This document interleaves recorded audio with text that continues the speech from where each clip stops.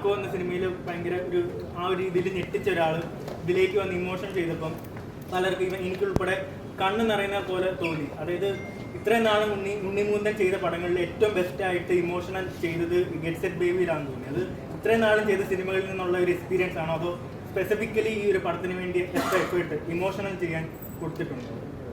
Bro thank you. Actually രണ്ടുണ്ട്, experience ഉണ്ട്, സബ്ജക്റ്റിനോടുള്ള താല്പര്യമുണ്ട്. അതിൻ്റെ മുകളിലൊന്നുമില്ല. പിന്നെ ഞാൻ ഇപ്പോൾ പണ്ടത്തെ പോലെ എനിക്കിങ്ങനെ ഈ സിനിമയിൽ ഞാൻ ഇങ്ങനെ ചെയ്തു ടേക്ക് ഇറ്റ് നല്ലൊരു സെറ്റപ്പിൽ ഇത് ഒരുപാട് കാര്യങ്ങളുണ്ട്. ഒരു സിനിമയിൽ വർക്ക് ചെയ്യുമ്പോൾ നമുക്ക് കംഫർട്ടബിൾ ആവുന്ന ഒരു സ്പേസ് വരുമ്പോൾ ചിലപ്പോൾ നമ്മളറിയാതെ സംഭവിക്കുന്ന കാര്യങ്ങൾ ഇതൊക്കെ. ഞാൻ ഒട്ടും പ്രിപ്പയർഡായിട്ട് പോകുന്ന ആളല്ല. ഞാനിങ്ങനെ ഒരു മെത്തഡ് ആക്ടിങ് ഫോളോ ചെയ്യുന്ന ആളല്ല. എൻ്റെ കംഫേർട്ടിൽ എനിക്ക് എന്നെ വിട്ട് കഴിഞ്ഞാൽ ഐ തിങ്ക് ഈ പറഞ്ഞ പോലെ നിങ്ങൾക്ക് തോന്നുന്ന ഇറ്റ് ഈസ് ഗുഡ് ബാഡ് അങ്ങനെ സ്പേസിലേക്ക് പോകും. എന്നെ സംബന്ധിച്ച് കഥയാണ് ഇമ്പോർട്ടൻറ്റ്, സിനിമയാണ് ഇമ്പോർട്ടൻറ്റ്. അതിൽ സിനിമയിൽ ഞാൻ മാത്രം നന്നായി അല്ലെങ്കിൽ നീല മാത്രം നന്നായി എന്ന് കേൾക്കുന്നതിലും നമുക്ക് താല്പര്യമില്ല. സിനിമ ഇൻ ടോട്ടാലിറ്റി ഒരു കഥയാണ്. ആ കഥ കമ്മ്യൂണിക്കേറ്റ് ആവുന്നുണ്ടോ, ആ കഥയിൽ മെയിനായിട്ടൊന്നും പറയാൻ ഉദ്ദേശിച്ചപ്പോൾ വിനയ് പറഞ്ഞ ഒരുപാട് കാര്യങ്ങൾ നമ്മൾ ഈ സിനിമയിലൂടെ ഒട്ടും പ്രീച്ച് ആവാതെ ഇങ്ങനെ ചെയ്യുമോ അങ്ങനെ ചെയ്യുന്നതല്ല, ഒരു സെറ്റപ്പാണ്. ഈ അർജുൻ ബാലകൃഷ്ണൻ എന്ന് പറഞ്ഞ ഗായകൻ്റെ ജീവിതത്തിൽ സംഭവിക്കുന്ന ഒരുപാട് കാര്യങ്ങൾ, അതുപോലെ 5 കുടുംബങ്ങൾ ഇതിൽ കാണിക്കുന്നുണ്ട്. ഈ സിറ്റുവേഷനിൽ ഇവരെങ്ങനെ ബിഹേവ് ചെയ്യുന്നു, എങ്ങനെയൊക്കെ ഇവർക്ക് ബിഹേവ് ചെയ്യാൻ പറ്റുമായിരിക്കും, അങ്ങനത്തെ പോസിബിലിറ്റീസാണ്. ഹൈപ്പോത്തറ്റിക്കലി നിങ്ങൾ കുട്ടികൾ ഉണ്ടായില്ലെങ്കിൽ ശരിയല്ല എന്നൊന്നും നമുക്ക് പലതും കാട് കയറി പലതും ചിന്തിക്കാം. നമ്മളിപ്പോൾ സംസാരിക്കുന്ന ഈ ഗായനാക്കി അവിടെ ജോലി തന്നെ കുട്ടികൾ ഉണ്ടാവാൻ വേണ്ടി ആൾക്കാർ വളരെ പോസിറ്റീവ്ലി ഇൻസ്പയർ ചെയ്യുക, അതുപോലെ തന്നെ സയൻറ്റിഫിക്കലി അവരെ സപ്പോർട്ട് ചെയ്യുക എന്നൊക്കെയാണ്. അപ്പോൾ കഥ അതിനെ ചുറ്റി തന്നെ സഞ്ചരിക്കുക. ഇതിന് നമുക്ക് ഒരു കോണ്ടന്റ് ക്രിയേഷൻ്റെ ഭാഗമായിട്ട് നമുക്ക് എന്ത് വേണമെങ്കിലും പറയാം. That is fine, not a issue. എന്നെ സംബന്ധിച്ച് ഒരു സിനിമയിൽ മാക്സിമം നന്നായിട്ട് പെർഫോം ചെയ്താൽ ആസ് എൻ ആക്ടർ എനിക്ക് നിലനിൽക്കാൻ സാധിക്കുമെന്ന് ഞാൻ വിശ്വസിക്കാറുണ്ട്. അപ്പോൾ ഇത്തരം സിനിമകൾ പോസിബിലിറ്റീസ് കുറച്ച് കൂടുതലാണ്. മാർക്കോ എന്ന സിനിമയിൽ എൻ്റെ എന്താ പറയുക, മാർക്കോ ഒരു അഡ്രലിൻ സ്പേസിലാണ്, എന്നാൽ അതിൽ അഭിനയം ഇല്ല എന്ന് പറയാം. രണ്ടിലും രണ്ട് രീതിയിൽ തന്നെ I really enjoy working. Because ഞാൻ കഥകൾ സെലക്ട് ചെയ്യുന്നത് എൻ്റെ കംഫേർട്ടിനനുസരിച്ചിട്ടാണ്.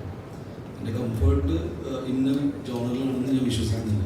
എനിക്കൊരു അടിപൊളി കോമഡി പടം ചെയ്യാൻ ഭയങ്കര ആഗ്രഹമുണ്ട്, കഥകൾ എത്തിയിട്ടില്ല. അതുപോലെ തന്നെ ഒരുപാട് സബ്ജക്റ്റുകളുണ്ട് വേറെ ഐ വോണ്ട് ടു പാർട്ടിസിപ്പേറ്റ്. അതെല്ലാം സംഭവിക്കട്ടെ. ഓരോ സിനിമ വിജയിക്കുമ്പോൾ നമുക്ക് പുതിയ പുതിയ കഥകളിലേക്ക് എത്താം. Thank you.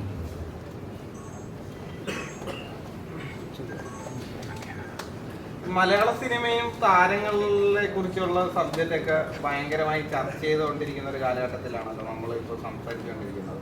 യഥാർത്ഥത്തിൽ താരങ്ങൾ അമിത പ്രതിഫലം വാങ്ങുന്നുണ്ടോ, എന്താണ് അതിൻ്റെ ഉണ്ണികളോടൊരു പെർസ്പെക്റ്റീവ്? ഞാൻ വിചാരിച്ചത് ഞാൻ അത്ര മേടിക്കുന്നില്ല. എൻ്റെ ആഗ്രഹങ്ങൾ ഒരുപാടുണ്ട്. എൻ്റെ അവസ്ഥ അല്ല, ബേസിക്കലി ഇപ്പം അതോടനുബന്ധിച്ച് ഇപ്പം ഒരു പ്രൊഡ്യൂസർ, ഇപ്പം നമുക്കറിയാം മാർക്കോ പോലത്തെ ഒരു ചിത്രം മലയാളത്തിന് സമ്മാനിച്ച ഒരു പ്രൊഡ്യൂസറും കൂടെയാണ്. ഇപ്പം എന്താണ് താരങ്ങൾ യഥാർത്ഥത്തിൽ സിനിമ പ്രൊഡ്യൂസ് ചെയ്യാൻ നേരത്ത് കൂടുതലും അതിൻ്റെ ക്രാഫ്റ്റിനായിരിക്കും കൂടുതൽ മുൻതൂക്കം കൊടുക്കുന്നത്. ഇപ്പം മാർക്കോ നമുക്ക് കണ്ടാൽ അറിയാം, അതിൻ്റെ ആ സ്റ്റെയർ കേസ് സീനൊക്കെ ഒരുപാട് ടൈം സ്പെൻഡ് ചെയ്തിട്ടായിരിക്കും.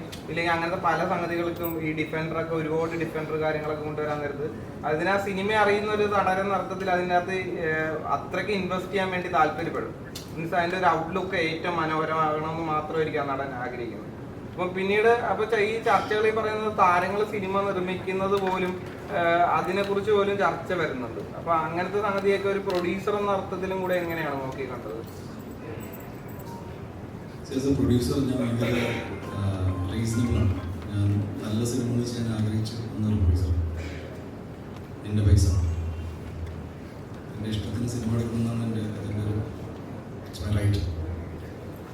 പിന്നെ ആ പൈസ കൊണ്ട് ഞാൻ എന്ത് ചെയ്താലും ആരും എന്നെ ചോദിക്കാൻ പാടില്ല എന്നാണ് എൻ്റെ ഒരു ബേസിക് മാന്യത. പിന്നെ പ്രൊഡ്യൂസ് ചെയ്ത സിനിമകളൊക്കെ നല്ലതാണെന്നാണ് എൻ്റെ വിശ്വാസം. എനിക്കങ്ങനെ എൻ്റെ നഷ്ടവും പ്രോഫിറ്റും അങ്ങനെ ആരും ഡിസ്കസ് ചെയ്യേണ്ട കാര്യം പോലും ഇല്ല. എന്നാലും നമ്മൾ പറയാം, നമ്മൾ ഒരു നടനോട് പടം പ്രൊഡ്യൂസ് ചെയ്യാൻ പാടില്ലാന്നോ, അതെൻ്റെ അവകാശങ്ങളാണ്, എൻ്റെ കുറച്ച് അവകാശങ്ങളുണ്ട്. ഞാൻ നടനും പ്രൊഡ്യൂസറും അതില്ല, എൻ്റെ മാത്രമല്ല എല്ലാവർക്കും. അപ്പോൾ അതിനത് I don't go with the statement.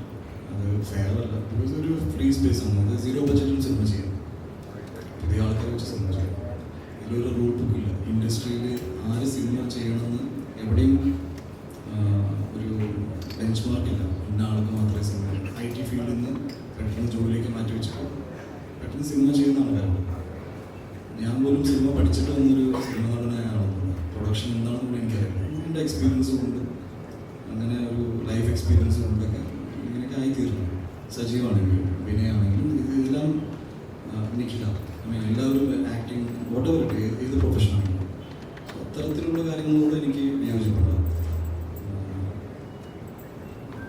പിന്നെ സിനിമ, നല്ല സിനിമ എടുക്കാനാണ് ഇതൊക്കെ ചെയ്യുന്നത്.